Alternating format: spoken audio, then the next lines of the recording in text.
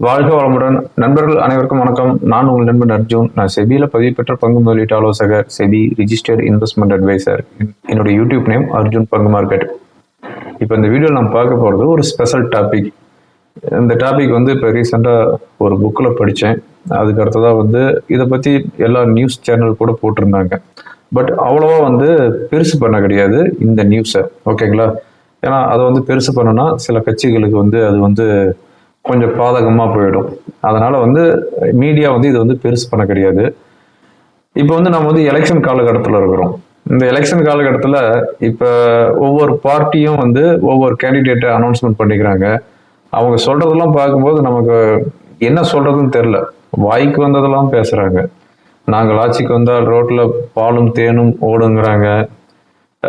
இவங்க ஆட்சியில் இருந்ததுனால தான் 2 டிகிரி வெயில் அதிகமாகிடுச்சுங்கிறாங்க. பெட்ரோல் டீசல் ப்ரைஸ் 50% கட் பண்ணுவோங்கிறாங்க. குக்கிங் கேஸ் வந்து 500 rupees கொடுப்பேன் அப்படிங்கிறாங்க. இப்போ இவங்கெல்லாம் இப்போ இந்த இதெல்லாம் சொல்கிறவங்களாம் இதுக்கு முன்னாடி எங்கே போனாங்கன்னு தான் தெரியல. இப்போ வந்து 5 வருஷம் கழிச்சு இப்போ வந்து இந்த மாதிரியான அனௌன்ஸ்மெண்ட்லாம் கொடுத்துட்ருக்குறாங்க. இதெல்லாம் பார்க்கும்போது இந்த நியூஸ் நான் படித்தேன் பார்த்தீங்களா, அதை வந்து நான் சொல்கிறேன்.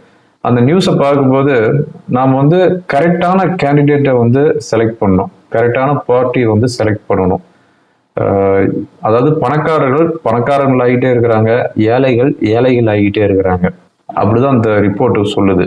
இது என்ன ரிப்போர்ட் அப்படின்னு பார்த்தோம் அப்படின்னா, அதாவது வேர்ல்டு இன்ஈக்குவாலிட்டி லேப், அதாவது உலக சமத்துவமின்மை ஆய்வகம் அப்படிங்கிற ஒரு லேப் வந்து இந்த ரிப்போர்ட் வந்து ப்ரிப்பேர் பண்ணிக்கிறாங்க. இந்த ரிப்போர்ட் ப்ரிப்பேர் பண்ணது யாரு அப்படின்னா, நோபல் பரிசு வாங்கின தாமஸ் பிக்கெட்டி அப்படிங்கிறவர் தான் வந்து இந்த ரிப்போர்ட் வந்து ப்ரிப்பேர் பண்ணிக்கிறாரு.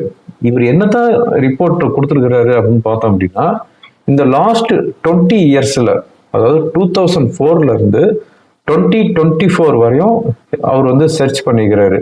அது பர்டிகுலராக வந்து இந்தியாவில் இவர் வந்து என்ன மாதிரியான சர்ச் பண்ணிக்கிறாரு அப்படின்னு பார்க்கும்போது, இந்தியாவில் இருக்கிற மொத்த சொத்துக்கள் இருக்குது பார்த்தீங்களா, இந்தியாவில் இருக்கிற கவர்மெண்ட் சொத்தை விட்டுருங்க, பிரைவேட் பார்ட்டிகிட்டு இருக்குது பார்த்தீங்களா சொத்துக்கள், அந்த சொத்துக்கள்ல முதல் 10% பணக்காரர்கள் இருக்கிறாங்க பார்த்தீங்களா, பெரும் பணக்காரர்கள் முதல் 10% அவங்க கிட்ட மட்டும் இந்தியாவுடைய மொத்த சொத்துக்கள்ல 65% இருக்குது அப்படின்னு சொல்றாங்க இந்த ரிப்போர்ட்.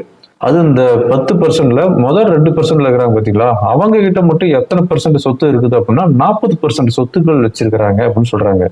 ஸோ ஃபர்ஸ்ட் 10%ல இருக்கிற பெரும் பணக்காரர்கள், இந்தியாவில் இருக்கிற பெரும் பணக்காரர்கள்கிட்ட நம்ம இந்தியாவுடைய மொத்த சொத்துக்கள்ல 65% இருக்குது.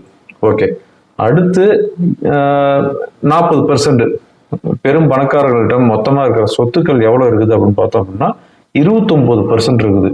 ஸோ நம்ம இந்தியாவில் மொத்தம் பெரும் பணக்காரர்கள் 50%ல இந்தியாவுடைய மொத்த சொத்துக்கள் 94% இருக்குது. ஓகேங்களா? மீதி இருக்கிற 6% தான் வந்து ரெஸ்ட் ஆஃப் பீப்புள்கிட்ட, அதாவது 50% மக்கள்கிட்ட இருக்குது. அப்படிங்கும்போது இந்த ரிப்போர்ட்ல இருந்து நம்ம என்ன பார்க்கணும் அப்படின்னா, இப்ப இருக்கிற கவர்மெண்ட் எல்லாமே வந்து பெரும் பணக்காரர்களுக்கு தான் ஆதரவா இருக்குது அப்படிங்கிற மாதிரி ரிப்போர்ட் கொடுக்குறாங்க. அதுவும் வந்து 2004 இருந்து 2024 வரையும் இந்த லாஸ்ட் 20 இயர்ஸ்ல இந்த பணக்காரர்கள்ட்ட தான் வந்து அதிகமா சொத்துக்கள் சேர்ந்துகிட்டே இருக்குது. பெரும் பணக்காரர்கள் ஆகிட்டே இருக்கிறாங்க, ஏழைகள் ஆகிட்டே இருக்கிறாங்க அப்படின்ட்டு இந்த ரிப்போர்ட் வந்து சொல்லுது. ஓகே, இவ்வளோ பெரும் பணக்காரர்கள் இருக்கும்போது நம்ம இந்தியாவில் எப்படி வந்து எல்லாம் மகிழ்ச்சியா இருப்பாங்க? அதுக்கும் வந்து ஒரு ரிப்போர்ட் வந்து சொல்லியிருக்கிறாங்க. உலகத்துல வந்து மகிழ்ச்சியான நாடுகள் அப்படிங்கிற ஒரு லிஸ்ட் போட்டிருக்கிறாங்க. அந்த லிஸ்ட்ல நம்ம இந்தியா வந்து 126வது இடத்துல இருக்குது. நம்ம பக்கத்துல இருக்கிற நாடுகள், அதாவது சீனா, இலங்கை, பாகிஸ்தான், இவங்கெல்லாம் வந்து சீனா வந்து 60வது பிளேஸ்ல இருக்குது. உலக மகிழ்ச்சியான நாட்டுல வந்து 60வது இடத்துல இருக்குது சீனா. இலங்கை வந்து 92வது இடத்துல இருக்குது.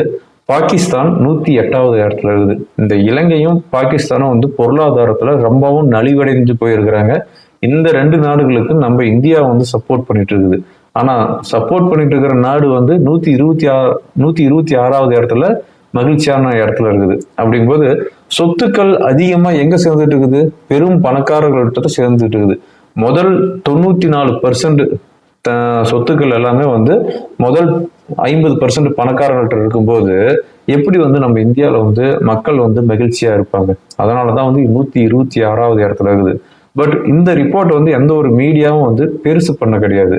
எல்லாமே வந்து அந்த பொலிட்டிக்கல் நியூஸையே தான் வந்து ஃபோக்கஸ் பண்ணிட்டு இருக்கிறாங்களே தவிர ஒரு நோபல் பரிசு பெற்ற தாமஸ் பிக்கெட்டி அப்படிங்கிற ஒருத்தர் ரிசர்ச் ரிப்போர்ட்டு எந்த ஒரு இதுலையுமே வரல. இதே வந்து நாணய விகடனில் வந்துச்சு. அதுக்கு அடுத்ததாக வந்து ஃபைனான்ஸ் எக்ஸ்பிரஸ், மின்ட் இந்த மாதிரியான ஒரு பெரிய மேகசின்ல தான் வந்து அதுவும் அவங்களுடைய நியூஸ் பேப்பர்ல தான் போட்டிருக்கிறாங்க. ஓகேங்களா? ஸோ இப்போ நம்ம இதை பேஸ் பண்ணி நம்ம என்னங்க பண்றது அப்படிங்கிற உங்க மைண்ட் வைஸ் கேட்குது. பட் அதாவது அந்தந்த கட்சிகள் கொடுக்குற வாக்குறுதிகள், அவங்க என்ன மாதிரியான கமிட்மெண்ட் கொடுக்குறாங்க அப்படிங்கிறத பாருங்க. அது வந்து சாத்தியமா, சாத்தியம் இல்லாததா? அந்த சாத்தியம் அப்படின்னா அது வந்து பெரும் பணக்காரர்களுக்கு எந்த வகையில வந்து உதவும் அப்படிங்கிற மாதிரி நல்லா சிந்திச்சு கண்டிப்பா வந்து ஒரு நல்ல வேட்பாளரை நம்ம வந்து தேர்ந்தெடுக்க வேண்டிய காலகட்டத்தில் இருக்கிறோம். ஓகேங்களா? ஓகே, இதுதான் நான் வந்து உங்ககிட்ட ஷேர் பண்ணணும் அப்படின்னு நான் நினைச்சேன். ஷேர் பண்ணிட்டேன். இந்த வீடியோ உங்களுக்கு ரொம்ப யூஸ்ஃபுல்லாக இருந்துச்சு அப்படின்னா உங்கள் ஃப்ரெண்டுங்களுக்கு ஃபார்வர்ட் பண்ணுங்க. தேங்க்யூ ஃபார் வாட்சிங். வாழ்க வளமுடன்.